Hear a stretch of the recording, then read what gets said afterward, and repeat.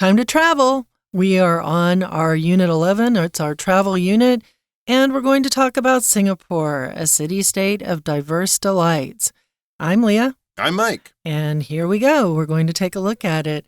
Have you been to Singapore? I have not been to Singapore, no. I have been to Singapore once or twice, normally as a stop to go somewhere else. One time to go to Indonesia, another time to watch my daughter's softball tournament, lots of fun. Another time to watch my son's rugby tournament, lots of fun. But yeah, Singapore is quite an interesting place, and it definitely has diverse delights in terms of there's always something for somebody to do, whether you have a food fascination or you want to go out on adventures or you just want to drive along the racetrack that they use for the F1 because there is an F1 event in Singapore. There's so much to do there. Yeah, it really has turned into a bit of a sort of big city that's also kind of an amusement park. They have casinos there for older folks. They have lots of things for kids to do. I know that the F1 race, that's something I watch on television. It's always hot there. Always hot. That's part of the reason. And I know it's one of the more expensive F1 races to attend. So that's what sort of kept me away. So yeah, it's definitely one of those places that I feel I should check out. I just am waiting for the perfect opportunity to visit this city in a garden, as it is known. Sounds like a lovely place to spend at least a few days or maybe go for a week or so on a nice holiday. Let's find out more about Singapore as we listen to our article, Singapore, a City-State of Diverse Delights. Known as a city in a garden, Singapore has managed to marry rich biodiversity with its metropolitan landscape. Let's explore the ecological wonders and other resources of this compact yet powerful city-state. A prime illustration of Singapore's green efforts is Gardens by the Bay, which houses more than 19,000 plant species from across the globe. The park contains 3 prominent greenhouses, all of which maintain cool temperatures between 23 degrees Celsius and 25 degrees Celsius. This allows the domes to not only offer visitors a retreat from the heat or rain, but also shelter a collection of exotic plants. For instance, the mist-filled cloud forest resembles the cool, damp environments of tropical mountain regions, featuring a towering 35-meter waterfall on an artificial mountain covered with an abundance of plants. Besides that, the Super Tree Grove is a site you should visit. Soaring up 50 meters high, these enormous vertical gardens are more than a visual feast. Equipped to harvest solar energy, they demonstrate sustainability. As night falls, they're transformed into a spectacular sight with light and sound displays. Another superb option for night adventures is the Night Safari, the first nocturnal zoo in the world. You can watch animals enclosed in natural barriers instead of cages. Those visiting can line up after 6 p.m. and enter as early as 7:15 p.m. Kick things off with a 40-minute tram ride, complete with informative commentary on the safari's residents and chances for some early evening photos. Then, secure your seat for the Creatures of the Night show 2 hours in advance. Wander around the 4 walking trails for intimate but safely distant encounters with exciting wildlife like leopards, fishing cats, and Tasmanian devils. All right, so when we start out with this title, A City-State of Diverse Delights, I think of the historic city-states. We have like Rome and Athens. Okay. Sparta. We have, nowadays we have Vatican City, That's right? a city-state, yeah. Yeah, but what is a city-state? I know it's an independent city center. It's where the government is. It's where you're handling the sociological and economical and government details. But is there something more than that? I mean, it's still a country, right? It is absolutely still a country. It's just a country with a very small geographic area. And it might also be, of course, very dense because it's basically a city that is also a state or a nation or an independent country. There aren't many of them. Singapore is probably one of the best examples. But we might look at Monaco. Monaco is the country, right? Monte Carlo is the city. Now, that would also probably be classified as a city-state. Vatican City, of course, right there in the middle of Rome. would definitely be a very interesting city-state run by the Roman Catholic Church, the Papal State. Then there's the other small countries that you guys might know of, Luxembourg, Liechtenstein, Andorra, in the middle of the Pyrenees Mountains. Those would not be city-states because they have large rural areas. They are not just a city that is also a nation. They're just very, very small countries. So it's a small difference, but certainly Singapore would be the most well-known and probably, I would say, even compared to Monaco, the wealthiest city-state. Yeah, it might be there, right? In the world these days. So let's have a look at it. It says, known as a city in a garden, Singapore has managed to marry rich biodiversity with its metropolitan landscape. Well, that's a lovely nickname for the city. A lot of cities have nicknames like the Big Apple, of course, would be New York City. The City of Lights would be Paris. This is the city in a garden, Singapore. So it's a city, but there's a lot of gardens. There's a lot of green. There are a lot of flowers and trees and all that stuff.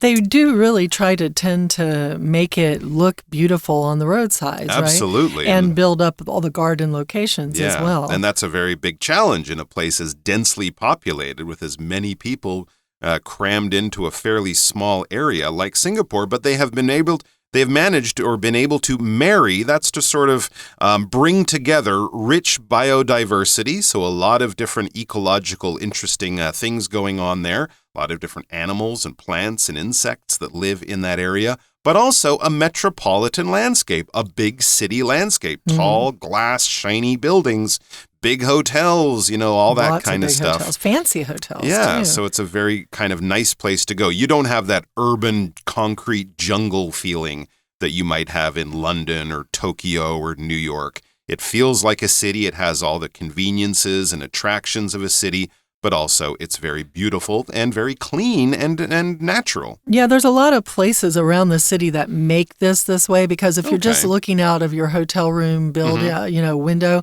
you will see just a lot of buildings. Sure. But once you get can't down hide on the buildings. Yeah, once you get down on the ground level, you start to see a lot of the plants and the beauty.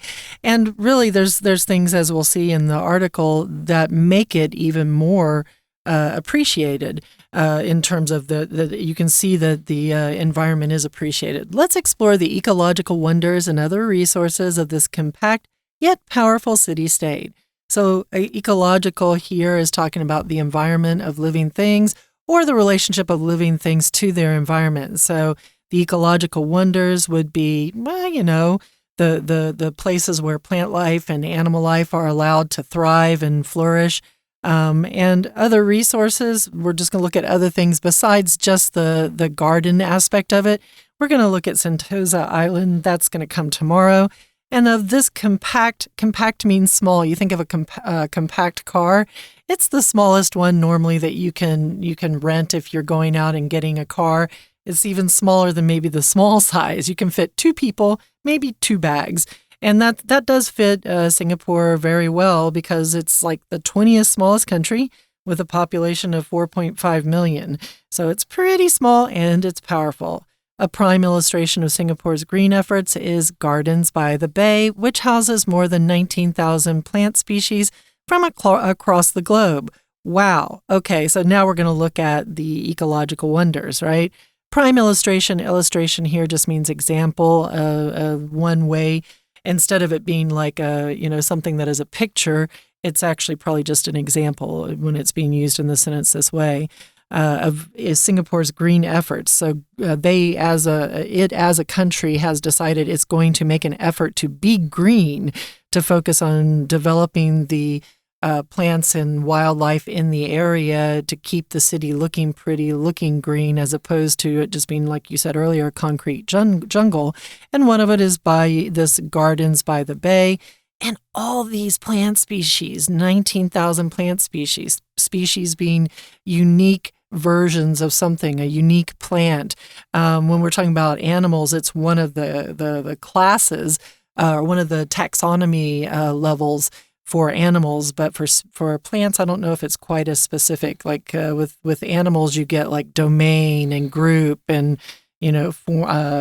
class and all these different ones. Yeah, all the fun things, which you might not get quite the same way with plants. That's right. When we talk about species, generally we're talking about large categories of animals, right? The dog species, the canines, the cat species, the felines. And most species, if they try to mate, if they try to breed, they can create a baby, right? So they can create a living offspring, so that kind of thing.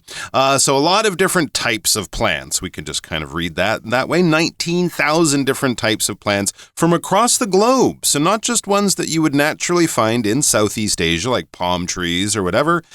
They would also maybe have fir trees, kind of Christmas-style trees. They might have roses, which are, more commonly seen in northern countries and things like that. So that's absolutely beautiful. It's like the whole city or the whole area is a big botanical garden or a big sort of living zoo with lots of different plants in it. The park contains 3 prominent greenhouses, all of which maintain cool temperatures between 23 degrees Celsius and 25 degrees Celsius. Wow, you might find me in there on a hot summer day in Which Singapore. Which are most days in Singapore, right? Exactly. So these big greenhouses, this is where they might have the Christmas trees and the roses and the sort of Northern European or North American plants, because a greenhouse is basically a large building where the walls and probably the ceiling are all made of glass, right? So it's basically the kind of place that you would breed plants, especially when those plants would be damaged by the outside natural temperatures. In Europe, if you're growing warm plants, like if you're trying to grow bananas or pineapples in Europe, you would probably need a greenhouse because the weather, especially at night, would get too cold.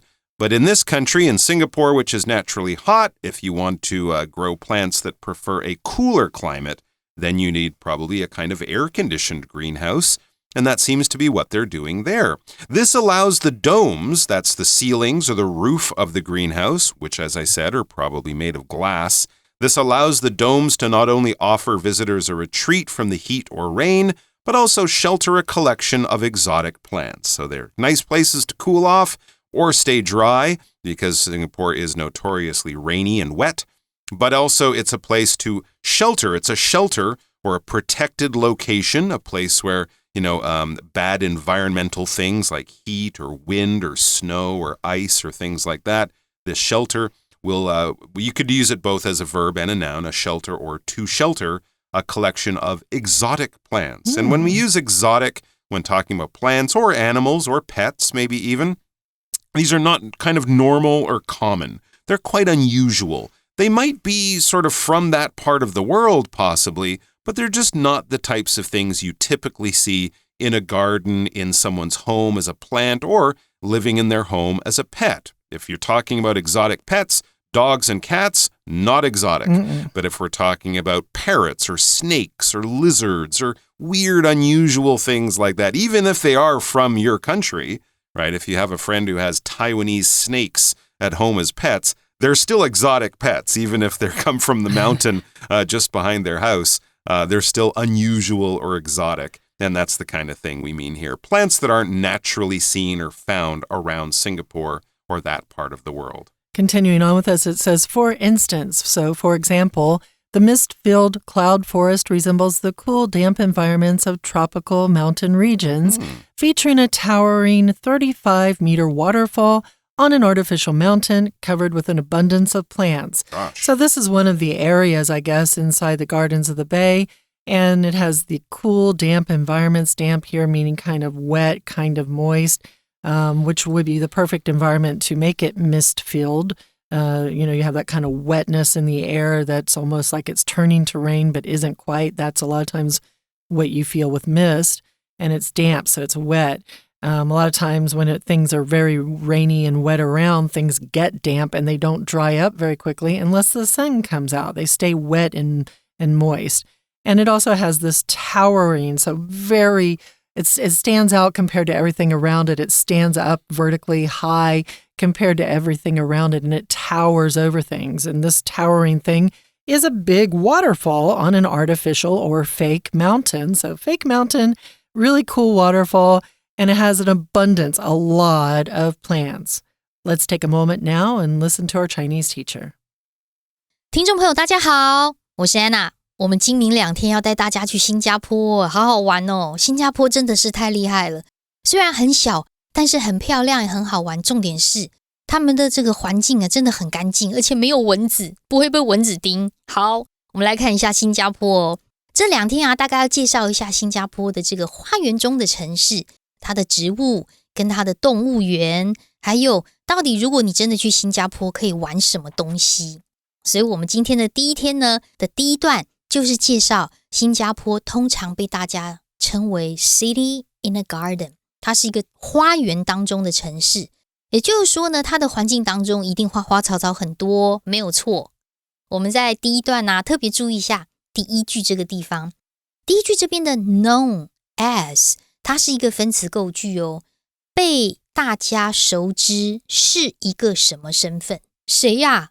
我们说过这个分词构句，如果你一开始莫名其妙看到 PP ing 开头，不晓得是谁，那个主词一定会出现在后面逗点之后，所以它其实是 Singapore， 新加坡 is known as， 就被大家所熟知，就是花园中的城市嘛。所以为什么会有分词构句呢？因为这个逗点前后其实都在讲同样一件事啊，连接词 and 直接删掉，然后句子写短一点，精简一点，言简意赅，才会出现分词构句嘛。所以我们要来赶快看看它到底这个花园中的城市是什么样的一个情况。到了第二段啊，其实就是特别介绍一下新加坡这个绿化的努力，比如说特别有提到滨海湾花园，在第二段第一句这个地方，这个滨海湾花园啊，还有补充说明的关系子句。首先滨海湾花园就出现在逗点前面 Gardens by the Bay。 这个滨海湾花园如何呢？因为我们提到的就是新加坡的滨海湾花园嘛，所以它就是那个东西，所以我们就补充一下，打个逗号 which 点点点点如何，所以从逗号开始一直到句尾都可以左右括号。那 which 当然指的就是前面的 Gardens by the Bay， 后面的 house 不是房子哦，在这里就当动词的意思，就表示容纳什么什么，是谁谁谁的家的意思。接下来的第二句同样我们也看一下，它也是补充说明非限定用法的关系子句，只是补充说明哦。补充说明什么呢？他说啊，这个公园包含有3个非常著名的温室 greenhouses， 逗点之后看到 all of which， 所以我们也可以从逗点开始一直到句尾左右括号， which 代替的就是前面的逗点之前这个 3 prominent greenhouses， 而且还强调这3个温室，所有3个温室都维持在23到25度之间。例如后面呢，我们看到的就是第4句，比如说云雾缭绕的这个云雾林就有一些特殊的状况，它里面还有一个人造山哦，山上有高达35公尺的一个瀑布。我们同样在第二段的第4句特别注意一下，这边也有一个简化的关系子句，它出现在逗点句子中间哦，逗点之后 featuring， feature 这个当动词的时候啊，就表示有主打或者是拥有什么特色的意思。而逗点之前它的先行词有点长，先行词其实从 the cool 就开始了， the cool damp environments of tropical mountain regions， 这个是它的先行词。那这怎么样呢？这环境如何呢？逗点 which feature， 原来啊，它就主打着是里面有一个35公尺高的瀑布。那瀑布接着后面这边又有简化的关系子句，可是刚好是限定用法简化关系子句，所以要找一下哦。先从后面的 covered 这个地方我们左括号起来，右括号就在句尾的地方，先行词就在它正前方。An artificial mountain 有一个人造山，这人造山是怎样的人造山呢？接着就带着一个简化的关系子句 which 或者是 that is covered with an abundance of plants。原来这个人造山上有很多丰富的植物，那在这山上就有35公尺高的瀑布哦。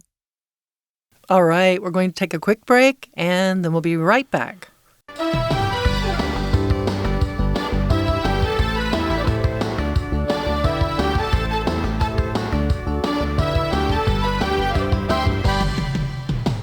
Not just, as we mentioned before, the cloud forest, we also have this super tree grove.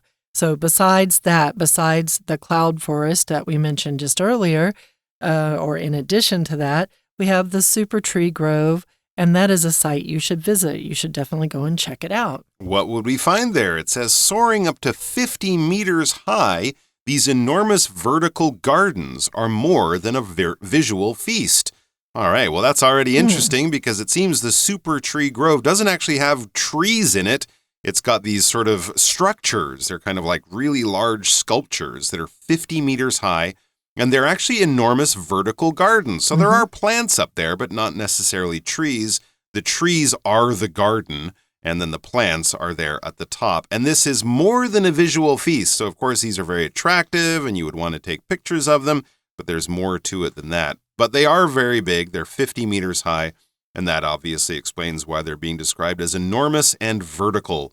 If something is enormous, it's big. It's really big. If something is 50 meters high or 50 meters tall, yeah, that's pretty big. That's pretty big. I mean, it's not Taipei 101 big, but certainly it's 24s of Taipei 101, so that's already pretty big.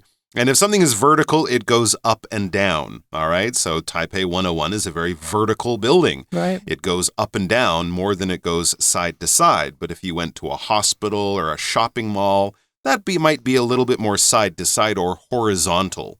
All right, so vertical is moving up and down, the y-axis. The y-axis, right? To talk about your math and science classes. And then horizontal would be along the ground or the horizon where where the land meets the sky way off in the distance. That is side to side. So let's say helicopters are machines that can move in a vertical fashion. Right. Trains can only move in a horizontal fashion. Trains don't really go up or down very much, but helicopters do. Anyways, so let's learn more. It says, equipped to harvest solar energy, they demonstrate sustainability. So not only is the Super Tree Grove with these 50-meter tall towers a vertical garden, but they're also a way of generating solar energy or electricity and power from the sun. So in doing that, they demonstrate sustainability. Hey, we got plants on these things, and we're also using them to make electricity from the sunlight, creating no pollution. This is a good thing in general for the environment and for the earth. And then as night falls, obviously they're not used to create solar energy at night, but they do something interesting. As night falls, they're transformed into a spectacular sight with light and sound displays. So they become even more kind of works of art at nighttime. They become covered in light. They have sound coming out of them. And of course, they are still, providing homes for these plants to have a good night's sleep as long as they can ignore the light and sound show that's going on. I hope they aren't using as much electricity in the nighttime with the light and the sound as they create during the day. Solar power harvesting. That seems like they could have maybe turned down the light and sound a bit and used some of that power for city lighting. Other stuff. But still, it's a pretty cool, interesting idea. And I've never been there, but I can totally picture this because whenever you see anything about Singapore, they often have shots from this Super Tree Grove, and it is pretty super. I've seen it from the Marina Bay Sands. You can go up in the elevators in the Marina Bay Sands, which is a hotel in that area. And it's the one that if you see the pictures of the three towers together and there's like one a big bridge. Yeah, it looks like a big tree with three trees with the top connected. Right. You can see that whole area. And yeah, I mean, it's beautiful and it's something kind of interesting how it morphs like the artificial and the natural world together, which is a lot about what you see kind of in Singapore. We got another one here. Another superb option for night adventures is the night safari, the first nocturnal zoo in the world. So Singapore has a lot going on to kind of satisfy a lot of different people's interests and desires. Water sports, water activities, beaches to go hang out at. This Gardens by the Bay, and this night safari. I find this really interesting because when you get in if I think of a safari, you're in a car and you're in the middle of nowhere and you're out probably in a country in Africa going to go and look at wild animals in their natural environment. That's to me a safari. Maybe you're camping out, but you're camping out in a protected site because there's lions and really big elephants and all sorts of critters that might want to eat you. I don't think they want to eat you necessarily here on the night safari in Singapore. They might, but I don't think they're going to get the opportunity to. It's because, it's a zoo, right? And in a zoo, the animals are enclosed in some way or another. And it's a nocturnal zoo. So it's a zoo that probably focuses on going in at night, being open at night. So you can see the animals that are more awake at night. When you see them during the day, they aren't very awake and moving, but that's because they're nocturnal. They are awake and hunt and active during the night. And you can watch animals in enclosed natural barriers instead of cages. So yeah, they're not just wandering around and you're going, hey, can I touch your nose? No, they are enclosed or kept. Kind of like enclosed is what you think of when you have a fence around something. That's enclosing your garden, right? If you have a fence around your garden. And they're enclosed in natural barriers. So it's not like there's a big metal fence. It's not like there's a big stone block in the road. That would be a barrier in the road to protect you from going into oncoming traffic. Here they're talking about natural barriers, which to me would mean plants. I'm not sure, but they're using that instead of cages. And to me, I'm also worried if it's plants as your barrier, how are you keeping those animals in? I think a lot of these modern zoos, they'll probably have a big kind of ditch or a trench kind of between where the animals are and where you are. So like a concrete kind of valley. That's not so natural, but you have to have that, right? Right. So they don't have bars, basically. There's no cages or fences. They'll have, just gaps and distances that the animals can't climb up to, eat the visitors, because that's bad for business. But yeah, it's a natural barrier. It could also be hedges. Yeah, thick hedges or, fences made of wood or something like that. We don't exactly know. I guess it's worth a visit. But yeah, you can always visit them there at night, which is a great time because, of course, the temperatures will be cooler.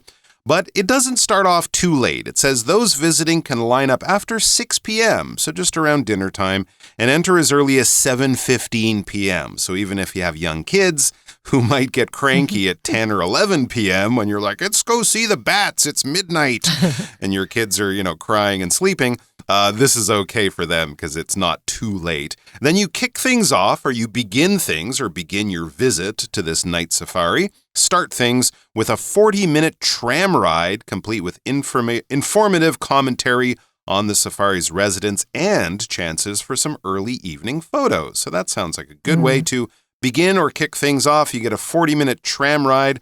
A tram is kind of like a bus that meets a train. So you have these cars that are being pulled kind of like a train, but on a road using wheels and not on a track as a train is. If you've ever been to any of these big amusement parks, I think they have a tram up there at Taipei Zoo often, right? Kind of dragging people around, pulling people around, moving large groups of people safely and smoothly through this area. And then it comes complete not only with, of course, the comfortable ride and the opportunity to take some wonderful photos, but an informative commentary. So basically a tour guide who's giving you information about what you're seeing, the areas you're going through, the species of animals and plants that might be around you at that time. And getting all of this information is informative. So something that's informative gives you a lot of information. You might like to watch a certain news channel or listen to a certain podcast or read a certain paper because you find it very informative. It gives you all the interesting and important information that you need. So once you've enjoyed your tram ride and the night has moved on a little bit, what's next? Well, then you can secure your seat for the Creatures of the Night show.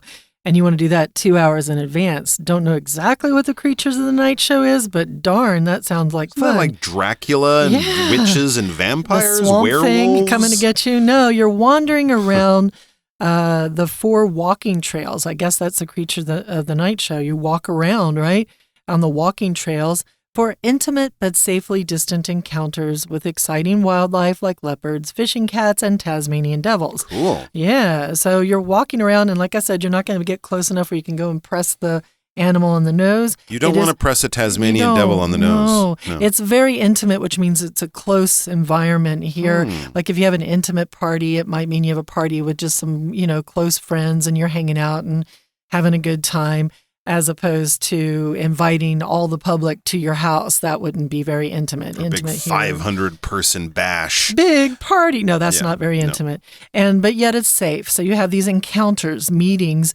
with these different animals, leopards. Fishing cats are a swamp-dwelling wild cat of Southeast Asia that live on shells and mollusks and things like that. And then, of course, Tasmanian devils, you got this heavily built little thing that's a carnivore, nocturnal animal, big teeth. Sounds like fun. I don't want to go press it on the nose, but I would definitely go and check it out. Let's take a moment now and listen to our Chinese teacher.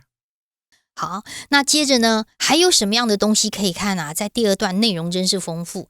此外，还有一个超级树，这也是值得一看哦。因为这个超级树是高达50公尺的巨大垂直的花园，哇，还有收集太阳能的配备耶。所以到晚上的时候，则会变成有声光表演秀的一种很壮观的一个景色。不过接下来我们就直接看到，还是回过头第二段这个超级树的地方，其实在第6句跟第7句，它跟刚才第一段的第一句一样，也是连接词省略的分词构句。像第6句这边的 soaring up， 往上飙高，谁往上飙高啊？原来主词是逗点之后的 These enormous vertical gardens 是这个主词。那这个主词不是被动哦， They 他们本身 soar up 就往上飙高50公尺，所以逗点之后连接词省略，所以我们直接把主词也省略，只要写一个主词就好了，动词直接变动词 ing。 接下来的第7句也是一样，是 and 省略的分词构句。那直接看到的是 equipped， 因为这个 equip 它是被配有，它有被动的意味， They are equipped to do something， 所以被配有把 being 这个 be 动词的 ing 直接删掉，只剩下被动的过去分词，表现被配有装备有什么什么的意思。那最后的文章第3段就会来到动物园啦。夜间野生动物园真的很棒耶，因为新加坡其实也是有一点小热哦，所以如果去动物园是在夜间的话，真的还不错。基本上它是世界上的第一所夜间动物园的 Night Safari。 那当然我们就可以在傍晚的时候入场啊，里面会有这个游园车啊，然后还有夜间动物秀等等。那在最后这个第3段呢，我们特别注意一下第2句，这边第2句有一个简化的关系子句哦。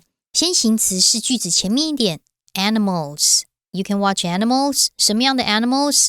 enclosed 这边左括号，句尾右括号。那这里的 enclosed 就是省略关系词的 which 或 that 跟 be 动词的 are。 你可以看动物，什么动物呢？就是那些被 enclosed in natural barriers， 是被自然屏障起来而不是笼子关起来的动物哦。接下来第3段因为是告诉你这个动物园可以怎么玩，所以第4句、第5句、第6句都是由动词原形开头的祈使句。那当然我们有空的话呢，还是可以先考虑这个新加坡离我们很近。不过我们章还没讲完哦，明天还会带大家继续看看新加坡。我是安娜，我们明天见。All right, so it is now time for the end of our show. We've looked at the first day of Singapore, a city-state of diverse delights. We're going to come back again tomorrow. But for now, we're going to say goodbye.